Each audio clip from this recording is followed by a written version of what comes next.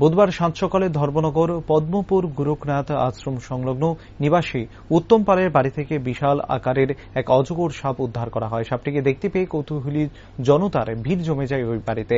পরবর্তীতে জেলা বন দপ্তরের কর্মীরা সাপটিকে উদ্ধার করে নিয়ে যায়। বন দপ্তরের কর্মীরা জানান, উদ্ধারকৃত অজগর সাপটিকে পরবর্তীতে রোয়া অভয়ারণ্যে ছেড়ে দেওয়া হবে। তবে ইদানিংকালে উত্তর জেলার বিভিন্ন স্থানে এই ধরনের বিরল প্রজাতির অজগর সাপ উদ্ধারে জনমনে কৌতূহল সহ গুঞ্জন চলছে। আসলে কি খাদ্যাভাবের নাকি বনধ্বংসের কারণে আজকাল গভীর অরণ্য ছেড়ে লোকালয়ে চলে আসছে অজগরেরা? এ নিয়ে রীতিমতো ধোঁয়াশার সৃষ্টি হয়েছে। আমি ধর্মনগর রেঞ্জ অফিসার হেমন্ত দেবনাথ।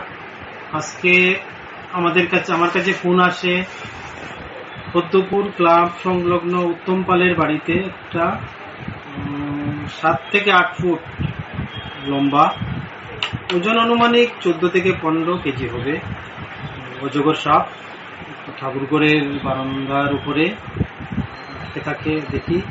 তো আমাদের স্টাফদেরকে সঙ্গে নিয়ে আমরা এটা উদ্ধার করে রৌয়া অভয়ারণ্যে ছেড়ে দিই। সকাল আনুমানিক 9:30 10টার ভিতরেই